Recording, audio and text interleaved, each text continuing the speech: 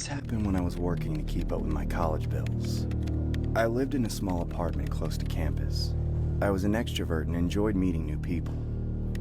But not anymore. It was a warm Saturday night. I was drinking lemonade sitting in a cafe when I got a text from a guy. For the sake of the story, let's call him Andrew.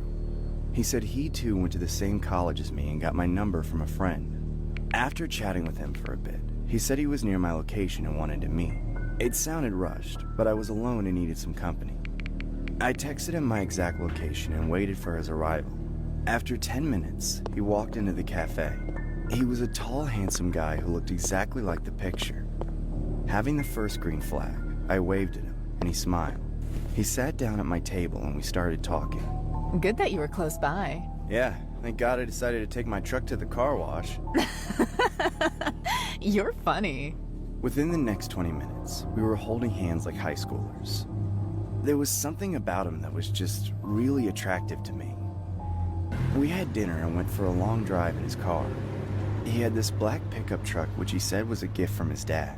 After fooling around in random streets, Andrew pulled over the vehicle under a tree. So, you want to go hiking? What? Right now? But I didn't even bring my stuff. He pointed at this big rucksack in the back seat and said he loves night hiking, so he always carries his things. So far, there were no red flags, so I agreed. Andrew said he forgot his flashlight, but the camping ground was close. Also, he knows his way around these woods, hence the moonlight will be enough for him to find the way. I trusted him. I didn't think things were going to go bad. We were walking into the woods. It was dark and scary. I could see fireflies wandering around us. A hooting owl almost gave me a heart attack. It's too dark for me. I'm switching on my flashlight. As I went to turn on the flashlight, Andrew's tight grip jammed my wrist. He looked me in the eye and told me to be quiet. Shh! That's when I felt my heartbeat increase. My voice started to shake. Andrew? What's happening? He put his hand on my mouth and pulled me behind a tree. I wanted to scream, but I was so frozen that I could only stare at him with wide, freaked-out eyes. Just then, I heard a snap in the distance. Andrew looked to our left, and I realized he was scared too. He was looking at something which seemed to threaten him. Was that why he told me to be quiet? But what is it? Andrew looked back at me and whispered into my ear. There's a man behind that bush. I saw his bloody knife shine in the moonlight. Oh my God.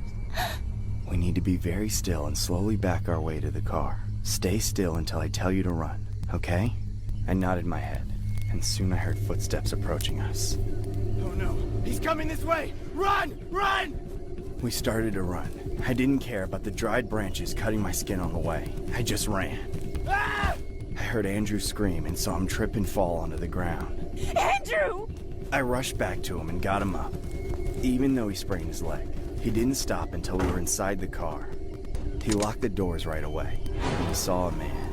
He was standing under a tree, hiding in the shadows. I bet he was looking at us in anger. I could see his demonic eyes burn with regrets even in that pitch black. Andrew spent the night in my apartment, and we never knew who that man was until years later. We never got to see his face. Andrew said he only saw his silhouette. Years later, I was sitting in the living room when Andrew, my now husband, turned on the TV. Ted Bundy, the infamous serial killer, was caught at that time. When the journalist asked him about having close calls of getting caught, Bundy narrated an incident from a moonlight night in the woods down the highway. He said he was dumping a victim's body there when he encountered a boy and girl coming his way. They seemed like hikers, he said. Bundy thought they saw him and chased them to stop him from escaping. What he said after that made my husband traumatized for life. Bundy mentioned that the guy probably tripped, and it was the victim's body he tripped on. Lucky for him, the guy never bothered to check. And Bundy realized that the couple never saw his face. It gives me chills to think about how we escaped a deranged serial killer. We also live with deep regret. If we had just seen his face, we would have been able to report him to the cops. So many innocent lives could have been saved then.